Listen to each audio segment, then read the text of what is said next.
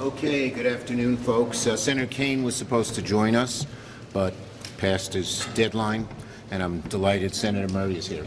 Not bedtime, deadline. Maybe bedtime, who knows. Last night, the Senate voted 80 to 13 to move forward on a 3-bill minibus to fund the government for the fiscal year, and I want to thank Senator Murray and our Democratic appropriators for relentless negotiation. Their leadership stopped the worst of Donald Trump's devastating cuts, protected investments that millions of Americans depend on, from education to housing to jobs. Though this isn't the finish line, it's a good step in the right direction. This week, we're also confronting another crisis facing the American people, Trump's dangerous drift towards endless war in a variety of corners of the world. At a time when families are paying more, getting less, when grocery bills and energy costs are squeezing household budgets, Trump's focus is dangerously, dangerously off track. Just this morning, we learned that inflation climbed again, driven by rising prices for food and energy, a clear sign that the affordability crisis is still biting working families and that the administration bears a large share of the blame for it. What's Trump's response to Americans struggling to make ends meet? More global adventurism, not relief at home. Trump is saying that we may be stuck in Venezuela for years. He's not afraid to put troops on the ground there. That's not what Americans want. That's not what he campaigned on when he said America first. That's why last week a broad bipartisan coalition of senators moved forward with the War Powers resolution that I've championed with Senators Kaine, Schiff, and Paul. And now the Senate takes the next step.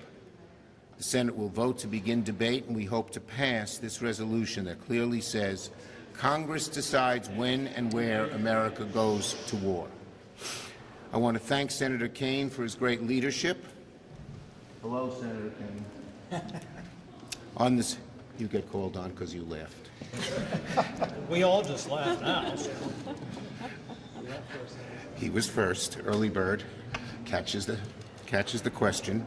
Anyway, I want to thank Senator Kaine for his great leadership on this resolution, and we're all proud to stand by his side to defend American lives and resources. Republicans should join us if they want to avoid forever war. The pressure is now on Senate Republicans. Make a choice. Stand with most Americans who don't want us in Venezuela, or enable Donald Trump to risk another forever war. Patty. Well, this week the Senate has an opportunity to pass 3 of our funding bills. They were bills that were a product of a lot of hard work and some serious negotiations. Was there more that I would have liked to do? Of course, but you don't win anything if you take your ball and go home. The programs that are funded in these bills are meaningful, and because Democrats were at the negotiating table, we were able to protect resources for programs that families rely on. We protected programs that help lower families' energy bills. We protected funding to prevent violence against women. We honored our commitments to our tribes and our Indian country, and a lot more. These are bills that reject the devastating cuts Trump demanded in his deeply unserious budget he sent to Congress about a year ago. And when just about every secretary came before our Appropriations Committee to advocate for those Trump funding cuts, I made clear to them I plan to rip up his budget and write a new one, and that is exactly what we are doing. Congress has a choice to do our most fundamental job, which is writing and passing these funding bills, or hand the pen over to Donald Trump and Russ Vought. I'm here to do my job. I was elected to be a voice for the state of Washington, so I'm going to vote to pass bills that include the priorities that are important to my state and bills that reflect the input of nearly every member of Congress. Bills that reassert Congress's control over spending decisions by providing hundreds and hundreds of directives that were not provided last fiscal year. I have zero intention of letting Donald Trump and Russ Vought decide how our taxpayer dollars get spent. Congress is the people's representative. We hold the power of the purse. We are the check on this and on any president. So I'm urging my colleagues to join me. We've got very limited time, and we want to hopefully pass these bills before the week is over. Thank you, Senator Murray. Promise. Thank you. Do you foresee another military intervention in Iran? Could war powers cover that? And what about the president's 25% tariff now on some of those major countries doing First, business? war powers could cover it. With the president, you never know. Who would have thought he'd start talking about military intervention in Iran after he talked about it in Venezuela and Colombia and Greenland? It just shows you what a bubble this president is in, so far away from what America and the American people want. And so I do think the War Powers Act would take effect. It's amazing.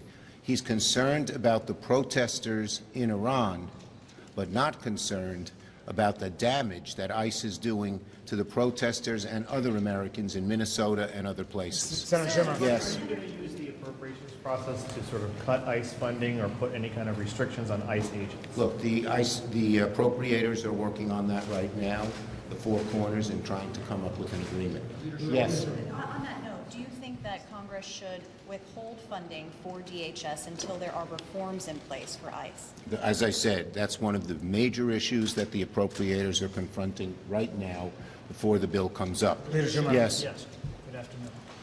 What if the Republicans were to try to short-circuit this debate on war powers, move to table, arguing that it's not germane, it's not applicable, because there are no troops in Venezuela right now? Well, we hope that at least the 5 senators on the Republican side who voted with us will understand how important this is and not allow the tabling motion. Last one. Given the brutal crackdown on protesters in Iran, are you opposed to using military force in Iran? It's got to be debated by Congress. And something like that, the War Powers Act, the Constitution, requires a discussion in Congress. We've had no reach out from the administration at this point.